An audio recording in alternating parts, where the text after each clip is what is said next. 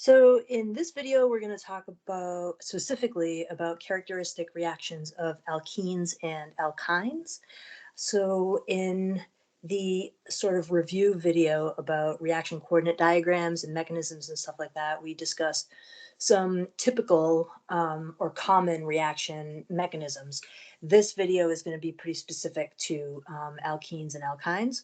And to keep it brief, I will stick mostly to reacting alkenes because these two functional groups behave pretty similarly. There's a couple of reactions that are unique to alkynes, and we'll cover them at the end. But I'd like to start out by letting you know that the token reaction for alkenes and alkynes is known as an electrophilic addition.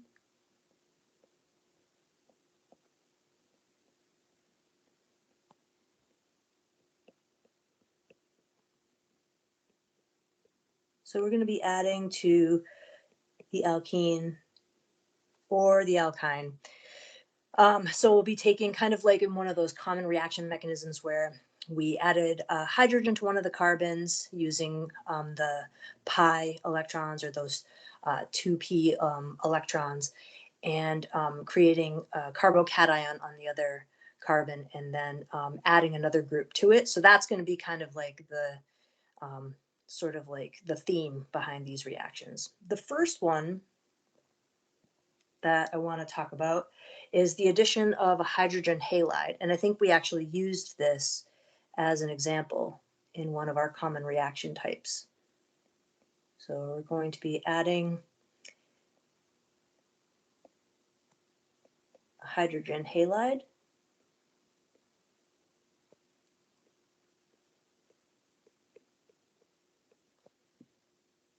So like HCl or HBr. So HF and HI, you can use them. They're not typically given as examples because HCl and HBr work much better. So we'll stick to HCl and HBr for this class. So like we showed in our examples in the last video, you could take an alkene. So just draw something out here.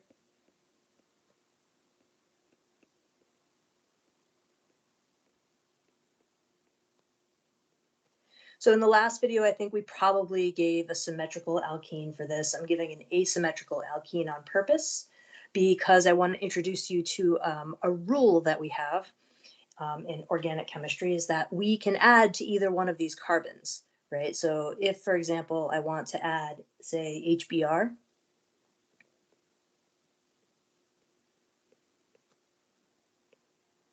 across this double bond, you can expect, well, theoretically, you can expect two different products, right?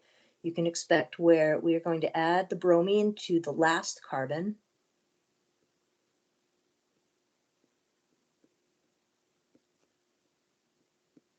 which means the hydrogen would have to go on that carbon, and then we'd have the bromine going on the end. This would be our minor product, and I'll explain that in a second.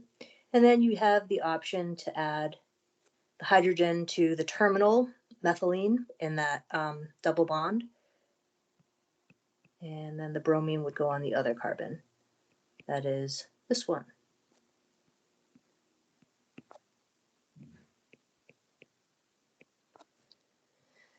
And in this case, this is your major product. So let's talk a little bit about what's going on here. In the mechanism,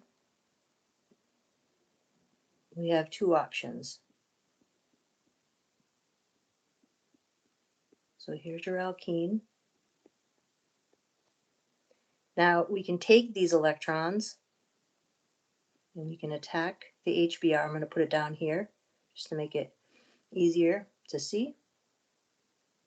We're going to use our curved arrow, 2 electrons, right? So double-headed arrow, we're going to grab that hydrogen, and these electrons are going back to the bromine. We showed this mechanism in the last video, right? So we have two options here. Those pi electrons are bonded between those two carbons, right? So those, or I should say, those two carbons are bonded, right, with a sigma and a pi bond. And those pi electrons, those two p electrons, are going to be attacking that hydrogen. One of the carbons is going to get the hydrogen, right? We're going to form a sigma bond between a carbon and a hydrogen, and the other carbon is going to be left electron deficient because we're pulling electron density away from it to form the new bond. So we've got CH3, CH2. Now, if I were to put the hydrogen on this next carbon, so the third carbon then gets the hydrogen, then what I've done is I've pulled electron density away from this carbon. So this right here would be a primary carbocation. So I can write that in.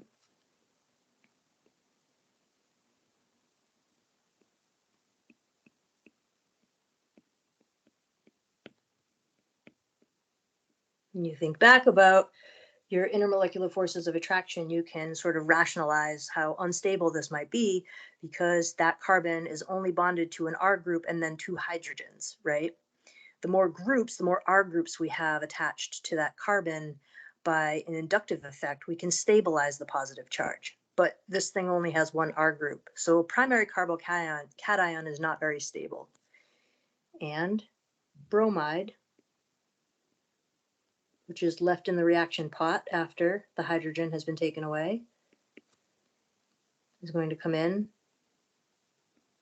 and attack that positively charged carbon, which would give you your minor product.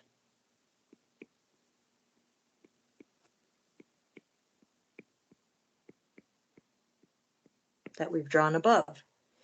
The other option is to put the hydrogen on the other carbon. You do that,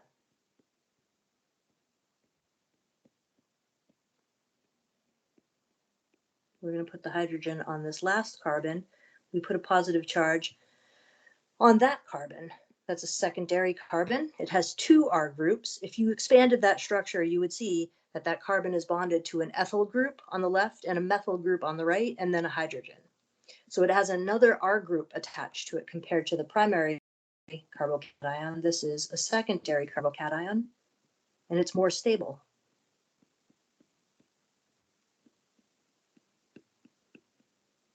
Well, we believe it to be more stable because when we do this reaction, and if this was the case, the bromide would then attack that carbon, and we would get the major product that we've drawn above. What happens is when somebody does a reaction like this, they get a mixture of products, and we can measure the ratio spectroscopically. We can measure the ratio of the two products because those two molecules are different and they would have different fingerprints, right? So we could take an NMR, which is kind of like similar to, well, it's exactly the same actually as an MRI, but for molecules. So we could tell you where the bromine was on that molecule. And it's found that the major product puts that bromine on the secondary carbon, and then we go backward from that data and try to rationalize, hey, why did that happen? We believe it's because the secondary carbocation forms in a greater amount because it's more stable. So that's the addition of hydrogen halide.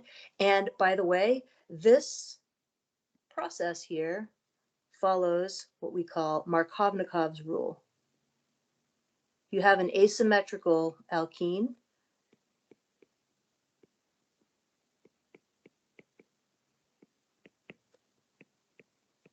So this is explained differently in different texts, right? Some texts will tell you that the hydrogen adds to the carbon that has more hydrogens on it, right? Which essentially just means that the carbocation is going to form on the carbon with more substituents, right? And then some people will say that the group then adds to the more highly substituted carbon. I find that rule easier. They're both explaining the same thing, right? But I find that to be a little easier to remember because essentially if the new group adds to the more highly substituted carbon, so you'll see that in your final product, so your major product,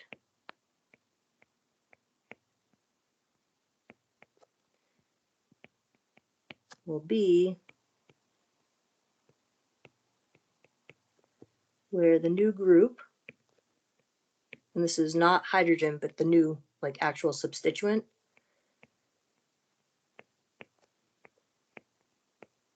adds to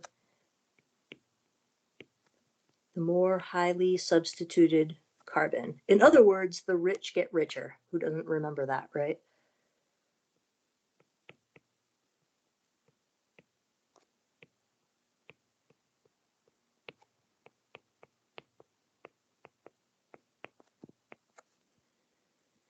So the more highly substituted carbon is going to get the new group. The other carbon will get the hydrogen. So now might be a good time to introduce one of those rearrangements we talked about in the other video. We're going to show you a 1-2 shift. This will be a situation where you create one carbocation and, say it's secondary or primary or whatever, and that's fine theoretically, but if the opportunity arises for the molecule to rearrange itself such that you can create a more stable carbocation. Remember, rearrangements can occur when a stable ion or molecule is created. Then the molecule takes that opportunity, right? And how do we know? Well, we believe that to be true because data suggests when we get a product that doesn't make any sense from our starting materials, and all the bits are still there, but they're just in a different place. We're like, hey, wait a second, this thing rearranged itself to create a more stable intermediate. So for example, you could see something like a methyl shift. So I could draw something like this.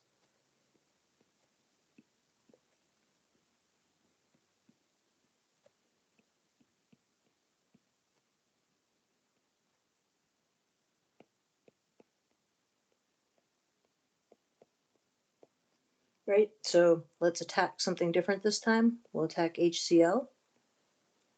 So the 2p electrons in the pi bond are coming over to snag that hydrogen. We're going to give those electrons to chlorine to make chloride. And we have a couple of options. The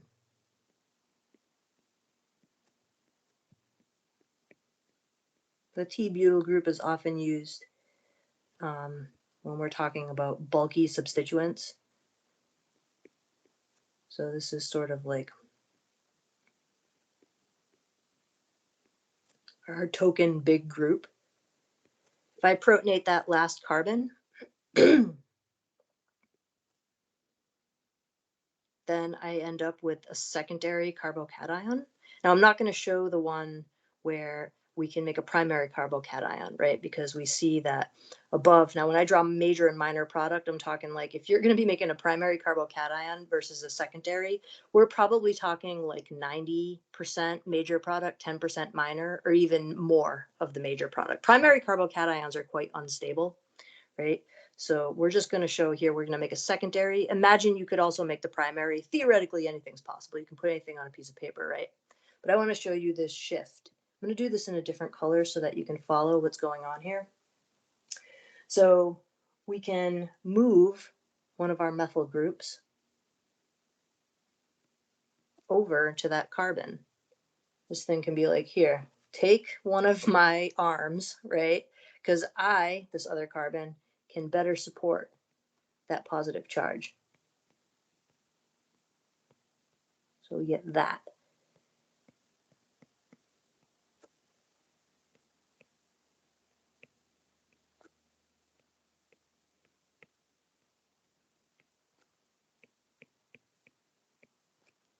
This is a tertiary carbocation. So instead of our secondary carbocation, we now have a tertiary, which is our most stable carbocation. More groups on the carbon that bears the positive charge, the more stable it will be. And then chloride can come in because don't forget that's still in the reaction pot. And it will attack our tertiary carbocation, and we will make this product. So somebody did this reaction and got this molecule and was like, wait a second, what the heck just happened here? How did the methyl group end up on the other carbon? And they worked backward to rationalize that it is possible that the molecule donated a methyl group. We did a 1-2 shift with a methyl. You can do that with hydrogens as well. So we 1-2 hydride shift is a possibility as well. So just be aware that that can happen. If you're going to generate a secondary carbocation and you can move a group 1 carbon over to make a tertiary carbocation, the molecule might do that. So this would be your major product. And it was unexpected. So the minor product would have been if we added to that secondary carbon.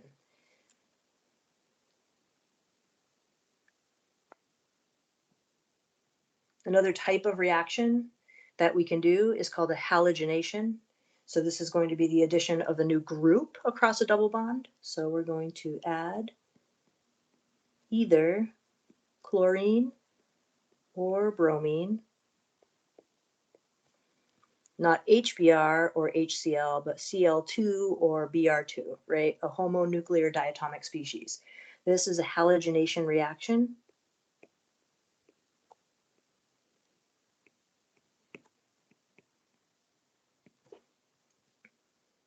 And I can give a sample reaction.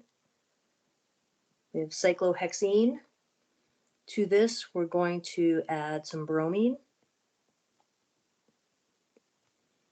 And what we're going to get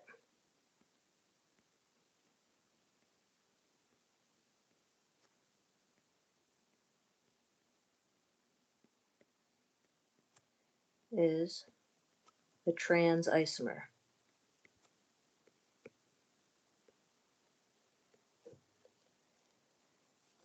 So you could also have drawn, the dashed line on top and the wedge on the bottom. But at the end of the day, what you're going to get is the trans isomer. We're going to show you here how this happens. So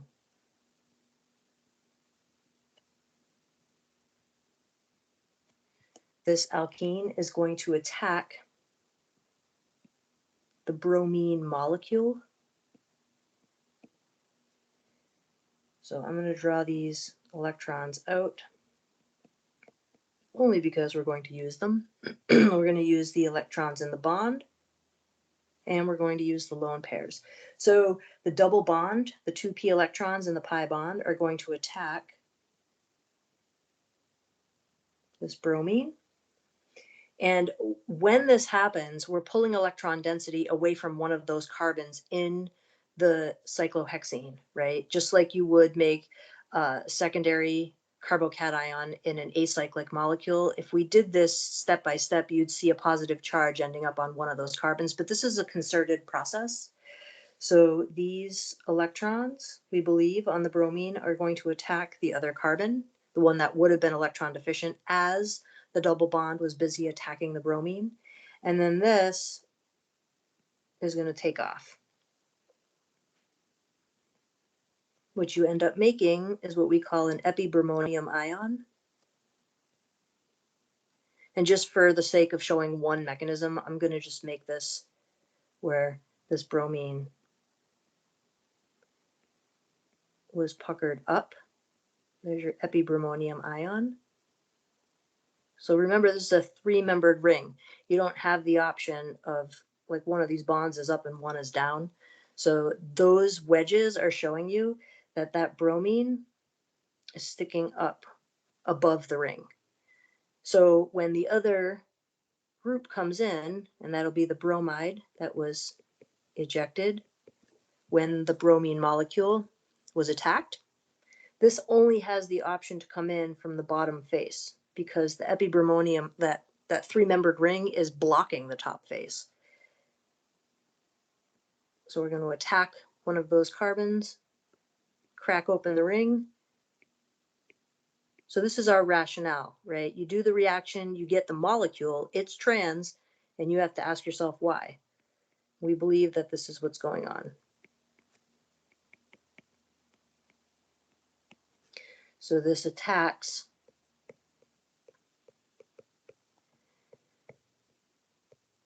the opposite face, is what we say, of the ring.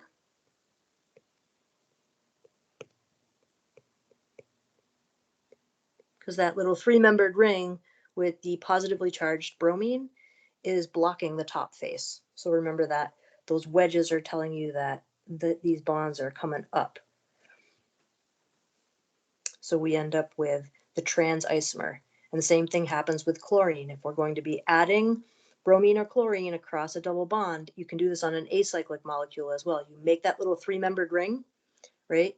We'd make our epibromonium ion, and then your bromide only has the option to come in and attack the opposite face. And so if that happens, that bromine ends up on the back side of the molecule and the other one ends up still on the front side. So we end up with a trans isomer.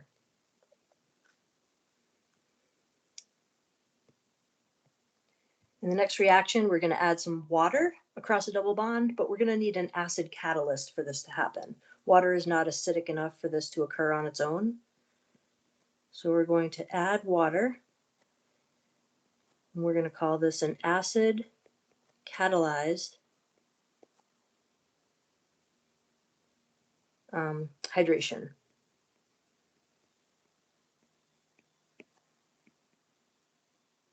The acid that we typically use for these reactions will be like a few drops of sulfuric acid, or like a milliliter or two or whatever. If you're in the lab doing this, then your TA may be like, hey, measure out a milliliter or whatever for your little reaction of just sulfuric acid, and that's your catalyst. And here's the deal with a catalyst. So there's a difference between an initiator and a catalyst. A catalyst has to come back at the end of the reaction. An initiator can be used up and can't be recycled. But with a catalyst, not only do you change the mechanistic pathway, lower the activation energy, but you have to return at the end of the reaction. Otherwise, you are simply an initiator. You're not an actual catalyst. So that's pretty specific. When we take a simple alkene, like propene, and we can say, we'll take some acid. So sometimes you'll see it in parentheses, cat, or you might see it coming before the, H2SO4, whatever. Sometimes it may just be H3O plus. At the end of the day, that's really what this is. We mix this with water, we have the hydronium ion, right? And that is your source, of a proton. So this is going to be our acid catalyzed hydration. What you're going to get are two possible products.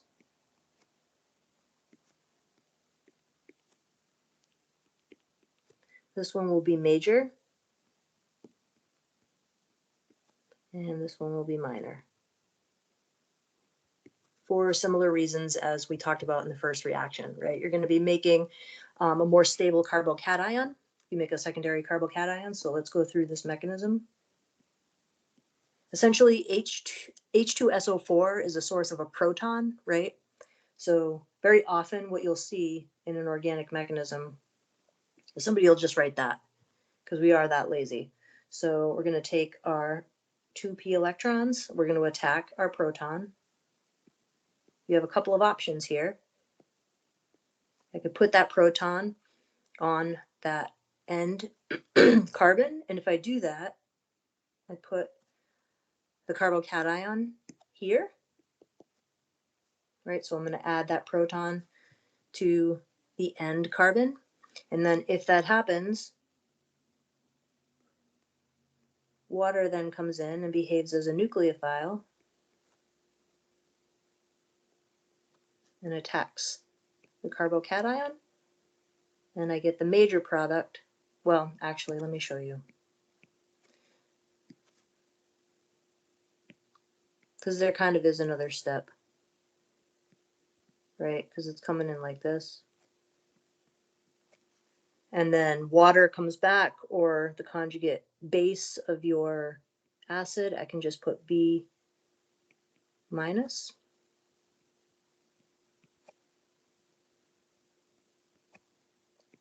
And then I have the major product that we've drawn above. So your catalyst is regenerated at the end of the reaction. I also have the option to add the hydrogen to the second carbon. If I do that, I get a nasty little primary carbocation, right? And water can attack that.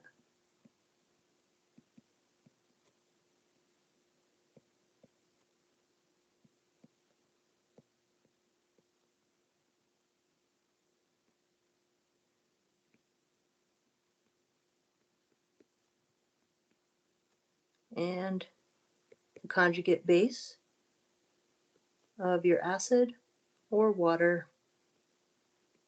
At the end of the day, you're reprotonating your acid. Source, you get your minor product that we've shown above. Follows Markovnikov's rule, right? The rich get richer. So the carbon that had more substituents on it gets the hydroxyl group. The next reaction I wanted to show you is a little fancier. And in your textbook, I don't believe they give you the mechanism for this. In fact, I think your textbook actually tells you the mechanism of this reaction is complicated and beyond the scope of this course. And that's accurate, but I would like to show it to you just because it makes it a little easier to follow, because this reaction is going to seem like it defies Markovnikov's rule, but it doesn't. So I want to explain that. This is a hydroboration oxidation.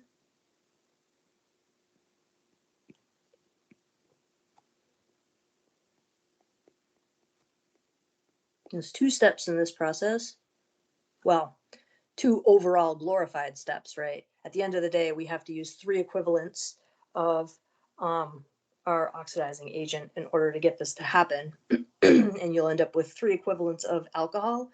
But I want to show you just in 1 step per step kind of a thing, why you end up with the product you do. So here's just the garden variety alkene. And the way you would normally see this written is, so we number our steps above and below the reaction arrow to keep things tidy.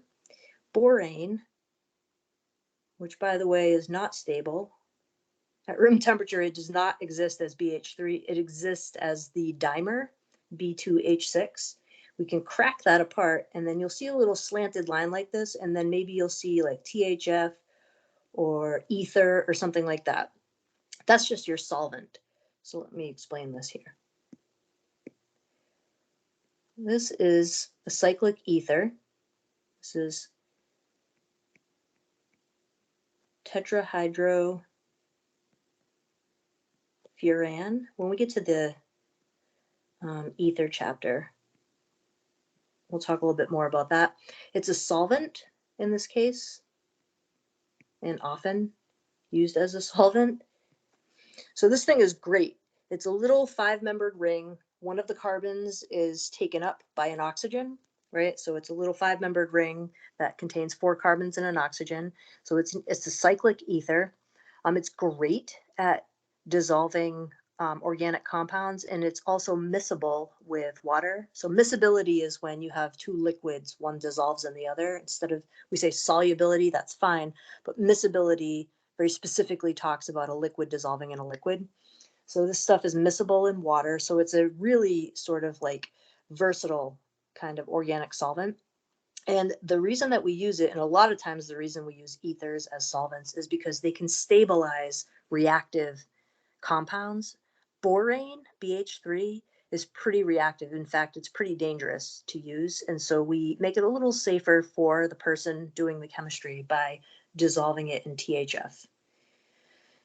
Remember, boron has an incomplete octet. Remember, it only has 3 valence electrons. And so with 3 hydrogens bonded to it, it only has 6 electrons around it. So it doesn't have a full 8.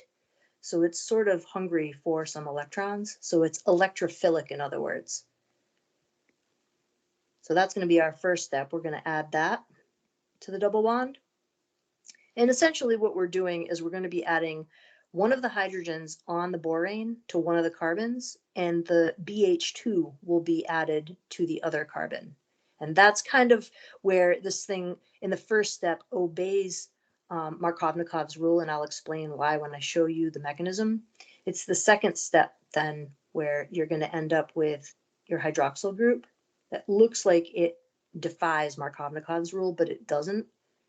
So some source of OH minus, potassium hydroxide, sodium hydroxide, whatever. So that's going to be your oxidizing agent. And what you're going to get for a product. So you got 1, 2, 3, 4 carbons. 1, 2, 3, 4. Yes. I always have to recount my carbons to make sure I didn't put too many. This looks like it's the anti-Markovnikov product. So over here, I'll write down, this appears, this will be your major product. This appears to be anti-Markovnikov.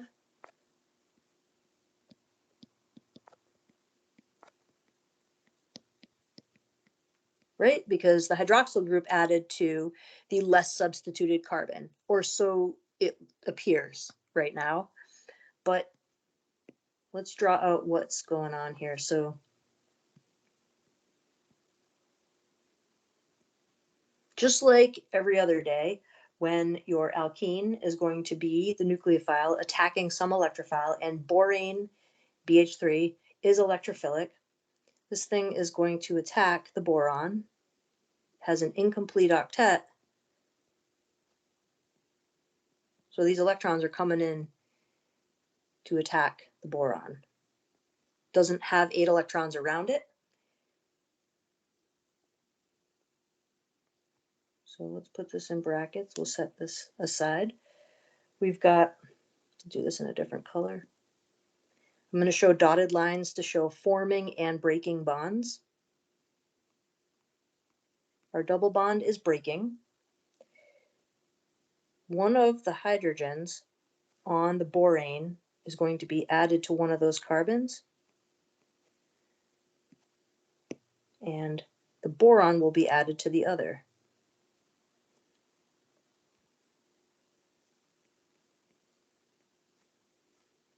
And of course, this is breaking.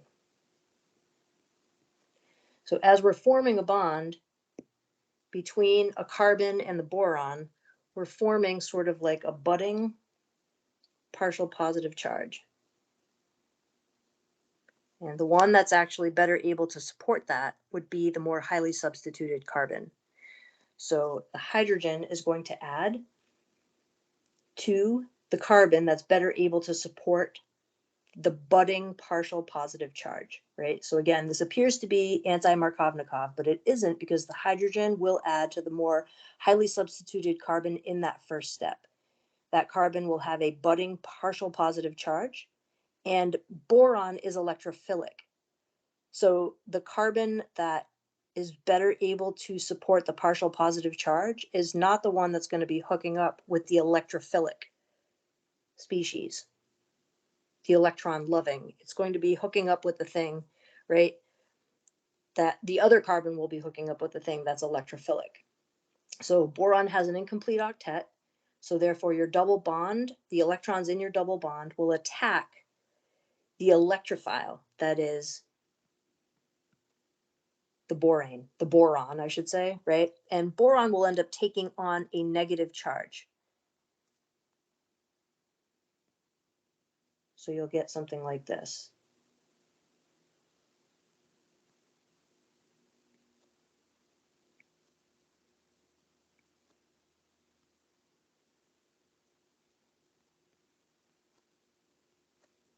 And then the hydrogen added to the other carbon. Let me make sure I didn't add too many carbons here. 1, 2, 3, 4. 1, 2, 3, 4. Okay, we're good. This will happen 2 more times. And so instead of showing 2 more times, I'm just going to do 2 arrows, and you'll get something like this.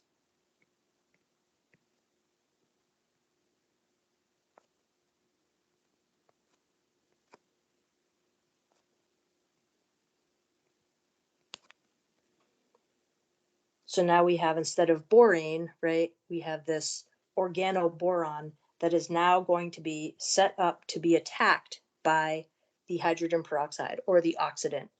A reaction will occur between the hydrogen peroxide and the hydroxide anion. So you end up with this species.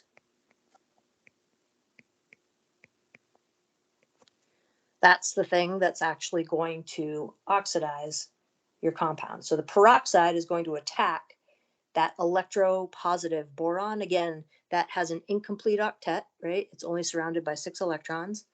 And so the peroxide is going to come in and attack it.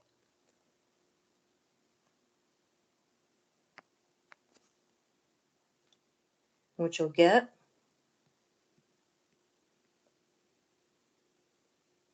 is this.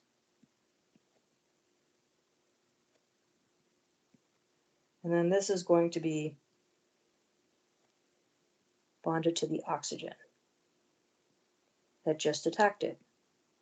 So this is where it gets a little kind of confusing. And then I'll put it down here, keep it out of the way.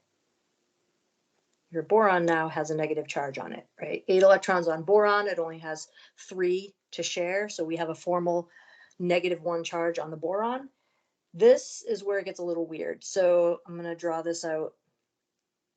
This alkyl group, I'll do the one on the right, is going to actually attack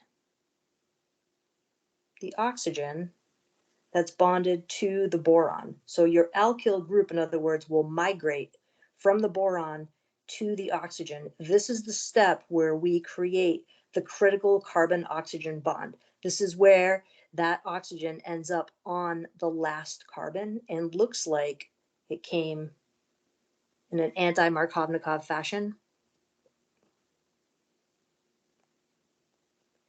So what you get is this.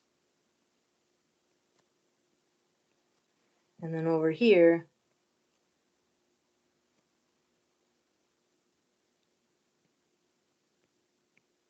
that is the alkyl group that migrated. So I get that that looks weird. So I'm going to highlight this. That moved over here. Now water is going to come in because remember your hydroxide anion deprotonated the hydrogen peroxide. So now you have water floating around, right? That water is going to come in and attack the boron because when it does, the lone pair of electrons on the oxygen can then grab this proton and create your alcohol.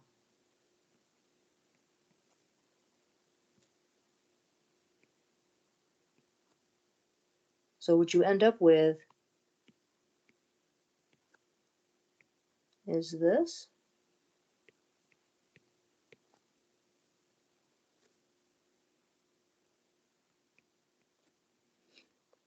Plus your alcohol.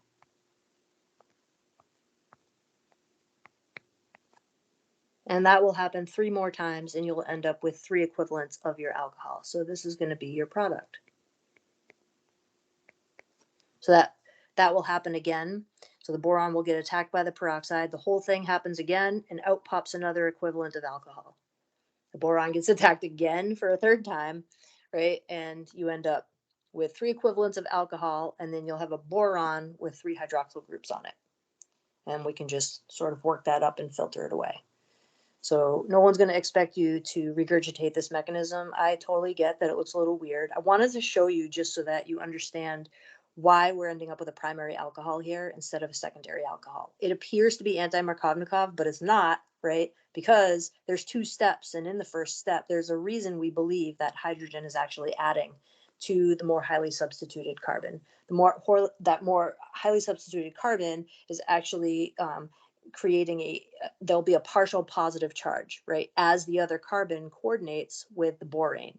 The borane itself is electropositive, right? It's electrophilic. So it's looking for some electrons because boron has an incomplete octet. So this is sort of like our rationale for why we end up with this particular product. Just so you're aware that when we're adding things across a double bond, we follow Markovnikov's rule. Hydroboration oxidation is one of those situations where it looks like we defied the rule. But I just wanted to show you the mechanism that we believe this thing might follow and why we end up with the product we do. There is another reaction here that I'd like to show you, and I can't off the top of my head remember if your textbook covers it now or if they do it later when we do carbonyl compounds, but I'm going to show you now because it is a reaction of an alkene, and it's where we're going to add ozone. So O3 is ozone. We call this an ozonolysis.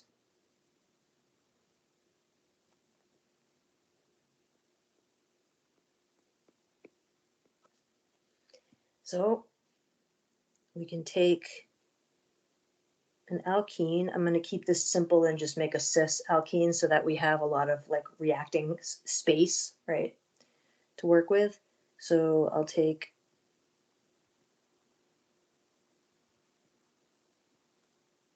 something like this. I guess we'll put like a methyl group down here. Keep it easy and just put the hydrogen there. Normally we don't write the hydrogen in, but just so that this thing doesn't look too weird to you. This is going to be another two-step process. In the first step, we're going to add ozone. Now the second step, you can do one of two things. We could work this up under reductive conditions, which I think in most introductory organic chemistry textbooks they do. So I will stick to reductive conditions. So that would be something like zinc and water. You could also do it under oxidative conditions. You'll get a different product, but we're going to keep it simple and just keep you responsible for one of these. And what you're going to get are two products. One's going to be an aldehyde in this case. There's really a hydrogen on the other side. And the other one will be a ketone because you had a methyl group instead of a hydrogen on the other side. So under reductive conditions, you end up with the aldehyde and the ketone. If I were to do this same reaction under oxidative conditions, the aldehyde would be oxidized to the carboxylic acid. The ketone is left as the ketone. So what's going on here? Here's going to be another mechanism that I'm not going to ask you to regurgitate, but some people like to see what's going on. If you're not one of those people, feel free to draw a dotted line right down the center of the alkene. Imagine that splits in half and an oxygen is put on either side. Looks just like what you get for the product, right? So you can do that, or you can imagine what might be going on. And I'm going to take a little time to show you because it's kind of cool. There's a little rearrangement that happens.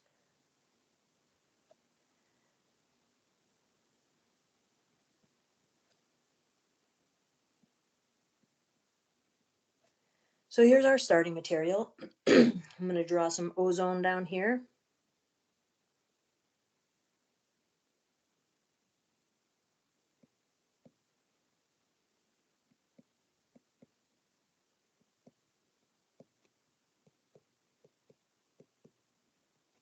So there's ozone. So ozone is then going to attack the alkene, probably at that spot right there. The electrons then in the double bond are going to come back and attack this oxygen. And we're going to dump electron density onto the middle oxygen. You're going to make this pretty reactive intermediate, which will quickly fix itself up because this product here that we're going to make is going to have two oxygen-oxygen bonds, and that is pretty unstable. So what we're going to get here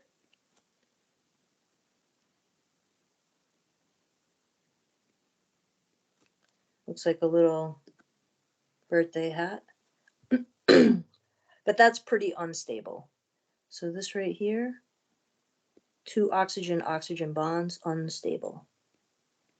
So this thing's going to rearrange itself. How does that happen? Well, we're going to take some of the lone pairs of electrons here. We're going to form a double bond here. If we're going to form a double bond between that oxygen and that carbon, I have to take electron density away from the carbon somehow. I will end up cracking open the ring and form a double bond between that carbon and that oxygen. So these are carbons here, right? So that carbon on the left there is going to get a double bond to an oxygen. The carbon on the right is going to get a double bond to an oxygen. And then we're going to dump electron density onto the oxygen in the middle, which cracks the ring open. So we end up with 2 totally different molecules here. We end up with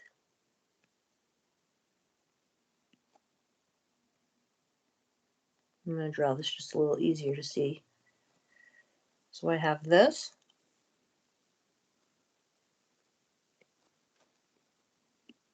That's the oxygen that we dumped electron density onto, right? So this right here is this right here. So if you're following. And then the other side of the molecule looks like this.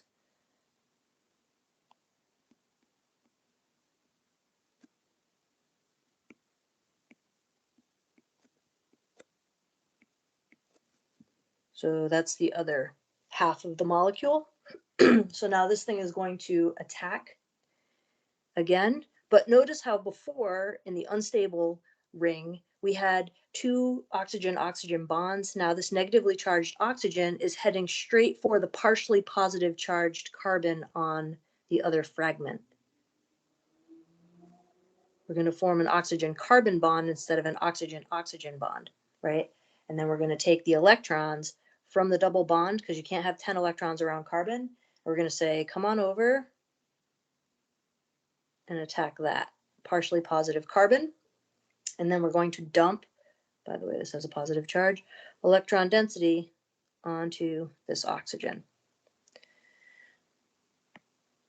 So what you end up with is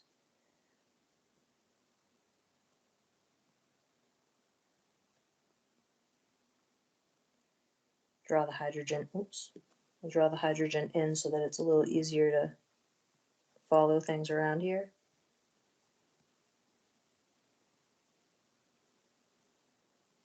I like to use isopropyl groups because it helps me keep things like I can see them. This gets a little hard to follow.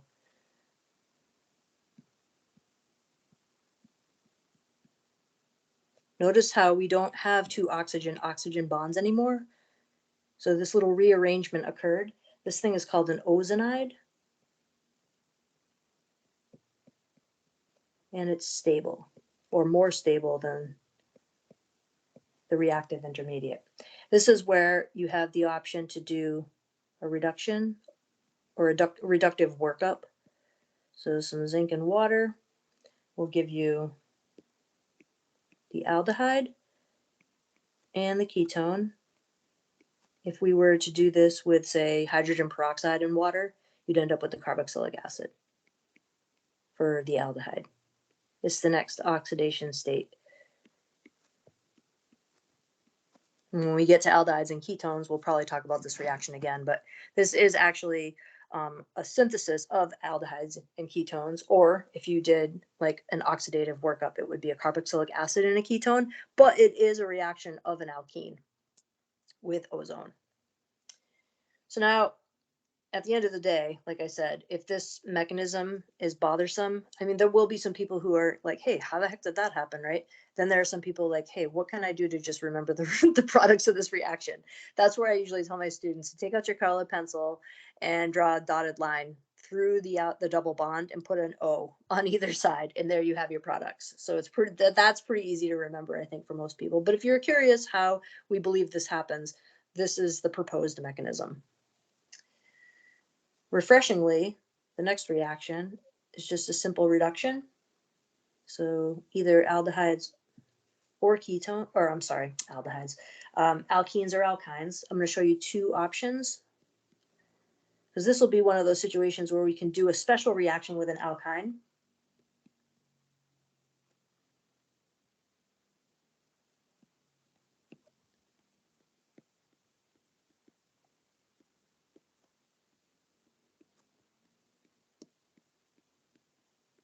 Now there are a lot of reducing agents out there, but we are going to use hydrogen gas and a metal catalyst. This will be called a hydrogenation reaction. You know, when they talk about partially hydrogenated fats, what they are saying is that you had a fatty acid that had more than one double bond and you partially hydrogenated it. So what that means is you added enough hydrogen to saturate only one, or to reduce, I should say, only one of the double bonds, so that one of the double bonds was left on the molecule. So a partially hydrogenated alkene, right? Or a partially hydrogenated fat. That's kind of like what they're talking about. So there's two options here. We could have an alkene, and this is like the easiest reaction on earth. You take your alkene, you dissolve it in some solvent, probably like hexanes or something, or benzene or whatever, and we're going to put it into what we call a hydrogen bomb. It kind of just looks like a thermos, and we're going to pump hydrogen gas into that little canister at a certain pressure. After we've added some metal catalyst, so palladium on activated carbon is usually like the easiest go-to, cheapest metal catalyst, but there are other metal catalysts out there. Platinum is awesome, nickel is pretty good, and what you get out the other side is a super clean alkane. You literally just added hydrogen across that double bond, and it's kind of cool. So you're taking the hydrogen molecule and you're putting it on the surface of the metal, so it's sticking up like little blade, like each little hydrogen is sticking up like little blades of grass, and your alkene just comes and sits on top and the hydrogen adds across the same side of the double bond. So we could do this with an alkyne. With an alkyne, you're going to need two equivalents theoretically of the hydrogen. Often you'll see it written like this. So 2 EQ of H2. At the end of the day, what you're really doing is you're dissolving your unsaturated hydrocarbon in some nonpolar solvent. You're going to add your catalyst, and then you're just going to pump hydrogen gas into the vessel. So, but theoretically, we write down two equivalents of hydrogen because we imagine we're going to need two equivalents of H2, right, for a triple bond. And what you get is a pretty clean alkane. These are nice reactions because you don't get any other byproducts. You open up the hydrogen bomb, leftover hydrogen just escapes, and you have your product, the end. Like there's no purification necessary. You just filter off the metal catalyst, you know, squirt it with some alcohol if it's burst into flames, which it usually does. And that's it. Then you have your nice clean alkane out the other side. What happens though if you wanted to take your alkyne and you wanted to turn it into an alkene?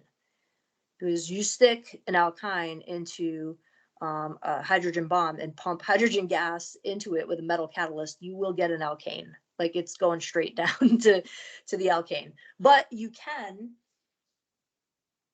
selectively create the alkene by reducing the alkyne with a special catalyst.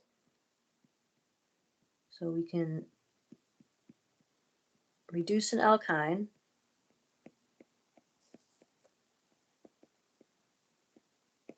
to, very specifically, a cis alkene. And for this, you're going to need something called Lindlar's catalyst. So at the end of the day, you don't need to know what Lindlar's catalyst looks like. almost all the time we'll write Lindlar's catalyst above or below the reaction arrow. What you should know is Lindlar's catalyst is a partially poisoned catalyst. So it means that the alkyne can only go as far as the alkene. It's not possible. Poisoned means, imagine there are only a certain number of seats on the metal, right? And if you're using like a pure unpoisoned catalyst, all the seats get taken up by hydrogen. But if we partially poison it with something like quinine or whatever, then you only a certain number of seats can be taken up by the hydrogen. And so only a certain number of hydrogens can come across the triple bond. And so you end up creating an alkene because you don't have enough hydrogen available to reduce it all the way to the alkane. So what you can get out of this is an alkene where otherwise you would have been stuck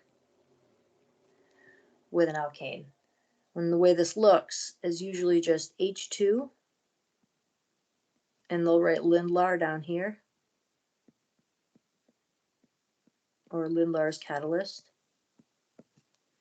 And what you get is an alkene, but specifically you get the cis. So those are the hydrogens that we added. Because Lindlar's catalyst is partially poisoned, we don't get any more hydrogens. So this is our cis alkene. So we refer to this as the syn addition of hydrogen. So the syn addition means these are coming in the same side. And the last reaction I wanted to show you is, I think it's important to mention that when I say a terminal alkyne can be weakly acidic, I'm not talking weakly acidic like, acetic acid. I'm talking weakly acidic like even weaker than an alcohol. But the hydrogen hanging off the end of a terminal alkyne, it does have a partial positive charge on it, right? Because that carbon-carbon triple bond is super short and high in energy. And there is sort of like a pulling of electron density in that direction away from the hydrogen, but ever just so tenderly. So we can deprotonate it. And the cool thing about that is when you deprotonate your alkyne, a terminal alkyne, let me get this word written down. You end up with a carbanion. So you get a lone pair of electrons on that terminal carbon on the alkyne, and you can use that as a nucleophile. You can attack another molecule and create a new carbon-carbon bond. So that is a very useful thing. So we can deprotonate a terminal alkyne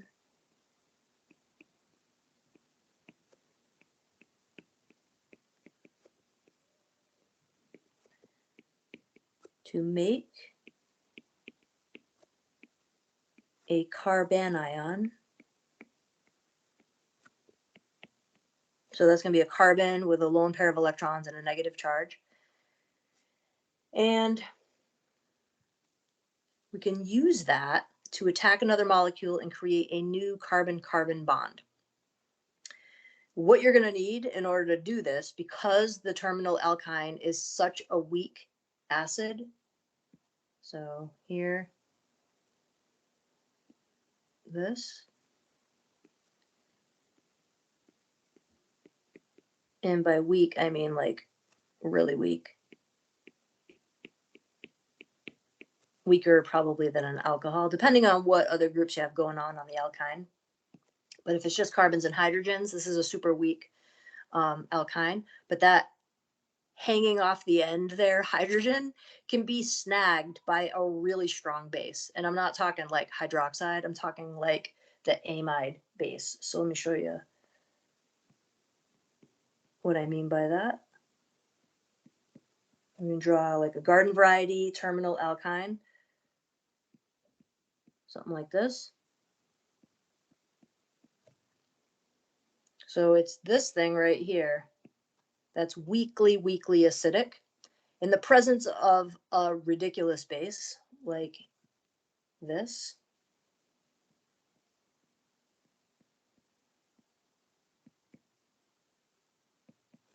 And then usually the counter ion is sodium.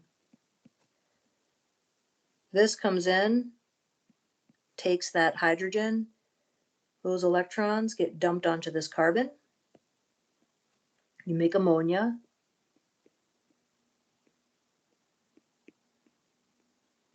And this carbon ion, which is like a heat-seeking missile for a nucleus. So this comes in and you can add some other electrophile. So say we'll keep it simple and just do like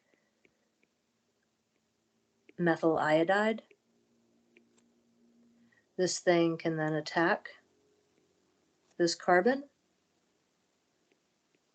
Iodine's going to leave, or iodide will leave, I should say. You end up with a new carbon-carbon bond. And that's a pretty useful synthetic tool.